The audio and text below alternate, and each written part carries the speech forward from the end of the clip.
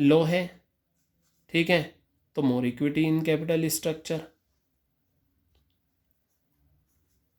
अब ये है इंटरेस्ट कवरेज रेशो।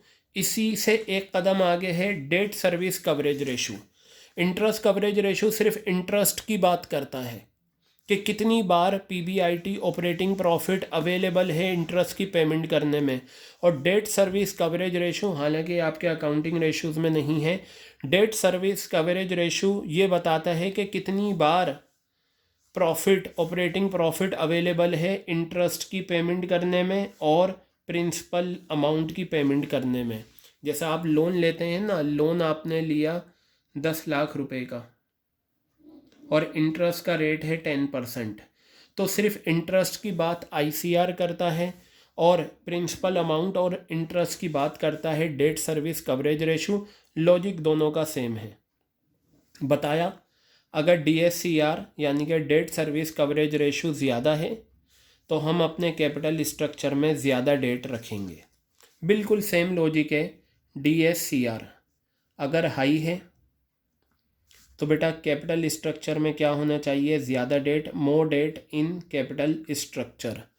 क्या रखेंगे हम अपने कैपिटल स्ट्रक्चर में, more debt in capital structure. Capital structure में ज़्यादा डेट आ जाएगा। और अगर डीएससीआर इसका उल्टा, देखिए यहाँ पर लो वाला पॉइंट नहीं लिखा हुआ, आप ये लिख लेना, ठीक है।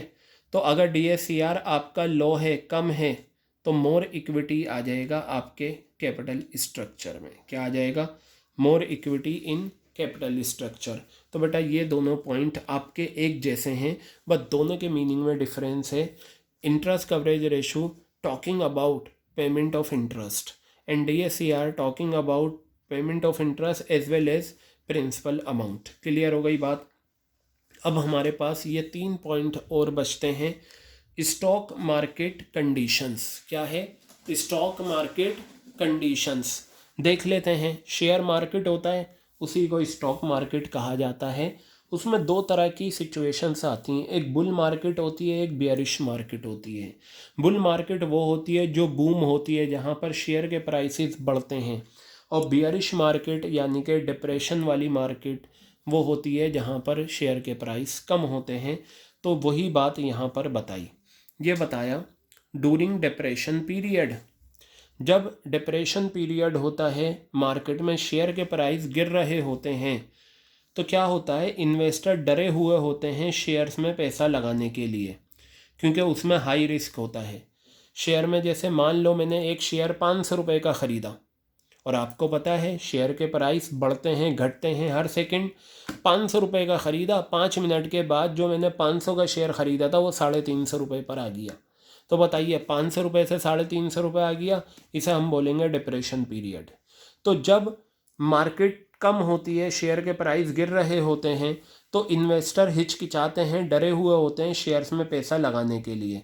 तो उनके लिए सबसे अच्छा मशवरा ये है कि वो अपने कैपिटल स्ट्रक्चर में कंपनी क्या करें, ज़्यादा डेट रखें।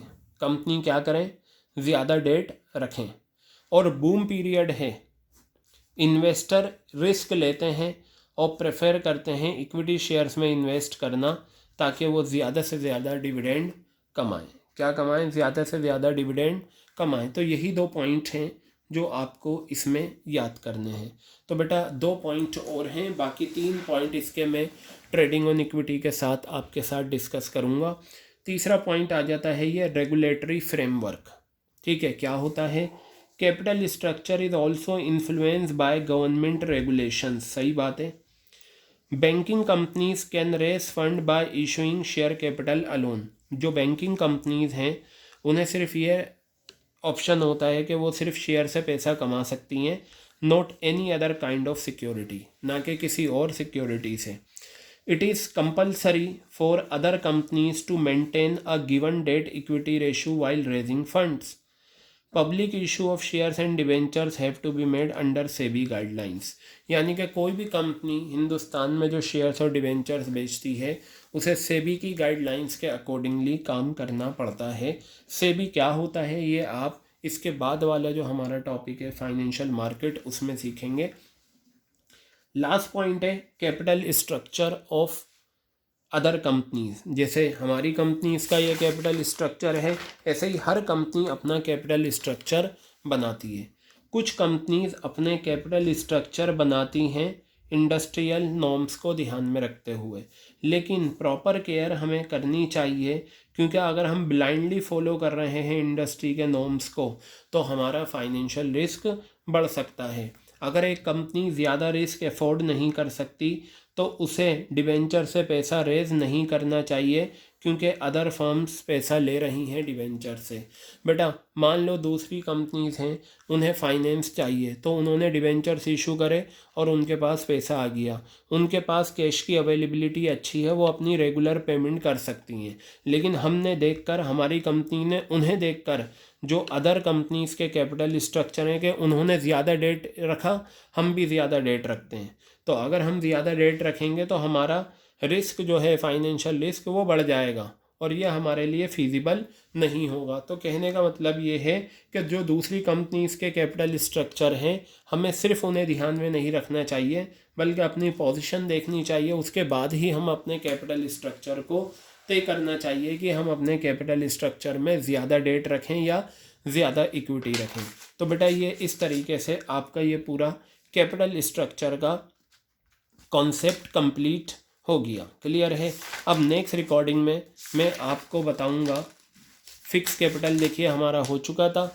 ट्रेडिंग ऑन इक्विटी में आपको समझाऊंगा। ये वाहिद एक ऐसा क्वेश्चन है जो एक बार एग्ज़ाम में आया था न्यूमेरिकल क्वेश्चन बनकर, और आपको ये अच्छे से ध्यान में रखना है ताकि फिर ये टॉपिक हमारा कंप्लीट हो जाए। तो next recording we will cover on trading on equity.